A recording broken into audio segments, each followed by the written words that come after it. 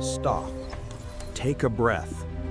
If you feel the constant, silent anxiety of a life defined by distraction, you are not alone. Our focus is collapsing. The average human now loses attention every 47 seconds. We are the most distracted generation in history, exchanging deep work for shallow notifications. But for over 800 years, in the cold mountain temples of Japan, a different reality exists. A place where the pursuit of continuous, unshakable concentration is not a goal, but a way of life. The Zen monks who live there possess what I call the 800-year brain, a mind fundamentally restructured to eliminate internal noise and external distraction. They are not just disciplined, they are unbreakable. The secret is not willpower, it's an architectural change to the nervous system. This is a deep dive into the neuroscience, the ancient practices, and the secret time-warping techniques, Sesshin, Kensho, and Zazen, that fundamentally restructure the human mind. If you are ready to kill the part of your mind that constantly negotiates and build a focus others will call frightening, you must watch this entire deep dive. We begin by dismantling the biggest lie modern society sells us, the willpower myth.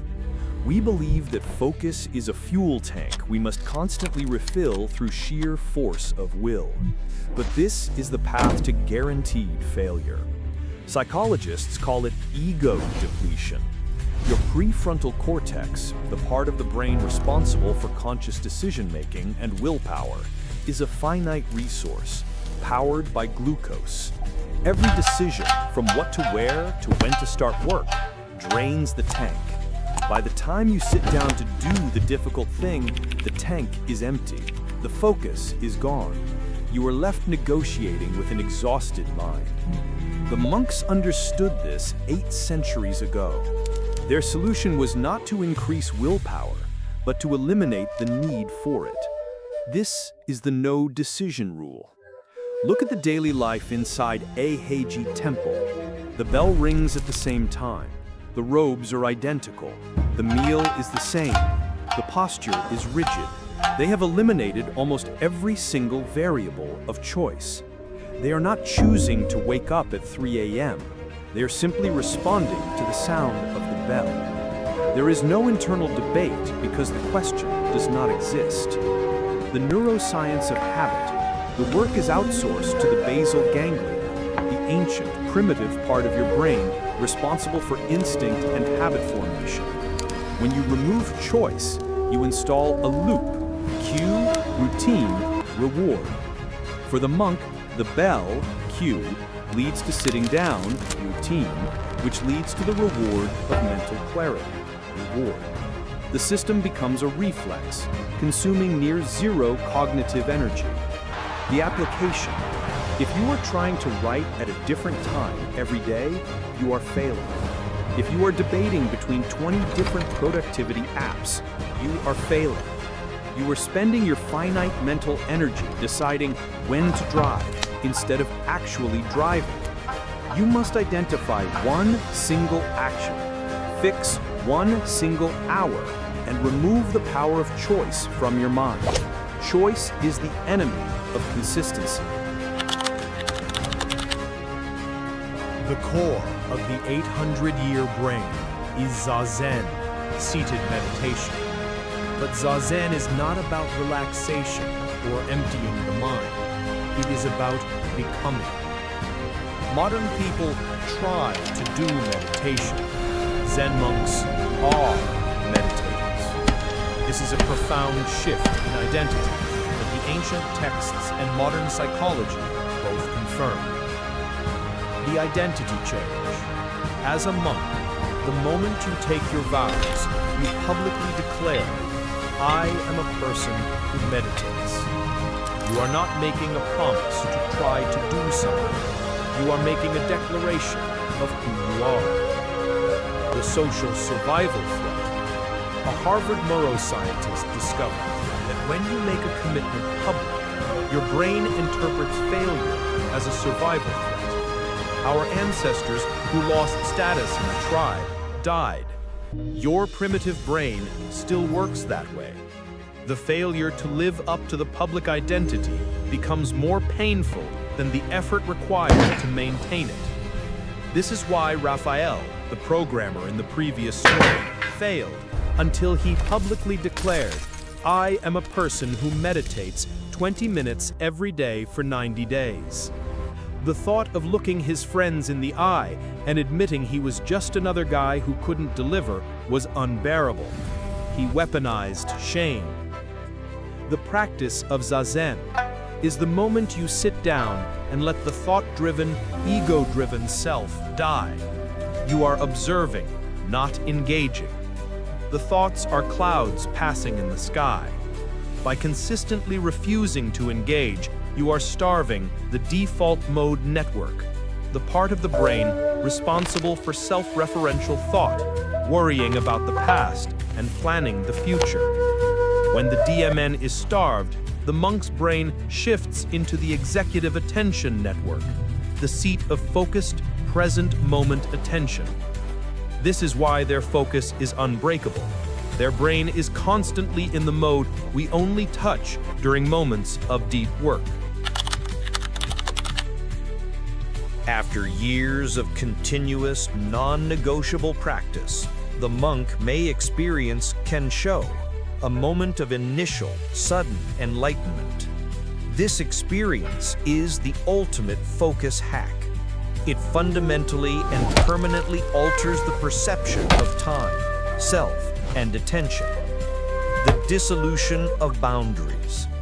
During Kensho, the boundary between the doer and the doing dissolves. The monk is no longer trying to chop wood, they are the chopping. The practice is no longer an effort, it is a flow. The neuroscience of flow. This is the equivalent of a permanent flow state.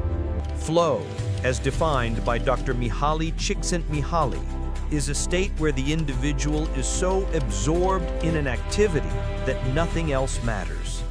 The Zen practice achieves this by constantly keeping the challenge, rigid posture, intense silence, perfectly balanced with the skill level, mastery of breath and posture. The result? Time warping. In deep meditation or true flow, the brain releases endorphins and anandamide, a natural cannabinoid, and the perception of time is altered. An hour of practice can feel like 5 minutes. This is why the monk can maintain 800 years of continuity. The practice has become its own reward, a source of peace and altered consciousness, infinitely preferable to the chaotic noise of the outside world. You are not seeking discipline, you are seeking the intrinsic reward of the flow state. The discipline is just the key to the door. It is time to implement the 800-year protocol in your own chaotic modern life. Step 1. The non-negotiable power, killing choice. Identify the one most difficult thing you want to do. Write, work out, learn. Now, assign it a single fixed time every day. This time is sacred. 5 a.m., 7:30 p.m. It does not matter when, only that it is fixed. When the time comes, your body moves before your conscious mind can negotiate. You have killed the when argument. Step 2. Pre-solving obstacles. The Zen monastery protocol.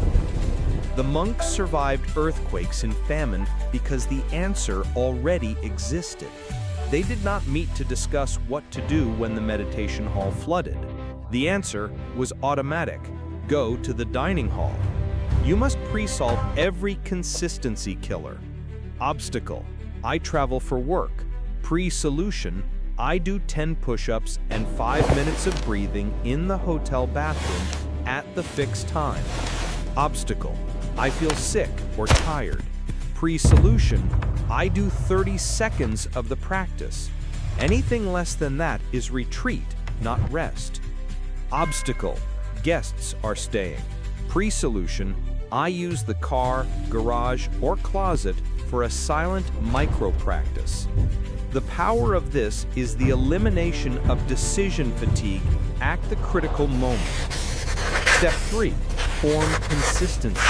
The 90-day lockdown. For the first 90 days, your practice must be identical. Same action, same duration, same sequence. Variety kills the habit. You are not a robot, but you must act like one temporarily. The basal ganglia requires consistent repetition to take over the behavior. Do not debate which book to read or which exercise to do. You have eliminated the what argument. Step 4. The public vow, the identity lock. Write your declaration of identity.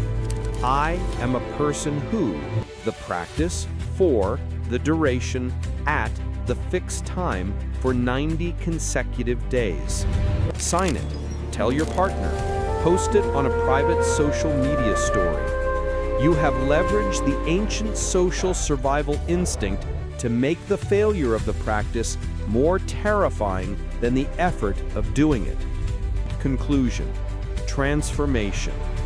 When you apply the 800-year protocol, people will call you obsessive. They will say you need balance. They need you to slow down so they can feel better about standing still. When your discipline makes others uncomfortable, you know you are finally operating at the right level. This is not about becoming a monk. It is about implementing the architecture of an unbreakable mind. You are not trying to find the focus, you are trying to become the focus.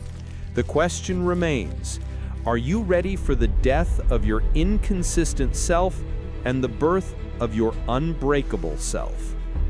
Final deep breath and pause. The Zen path is simple. You don't, you are.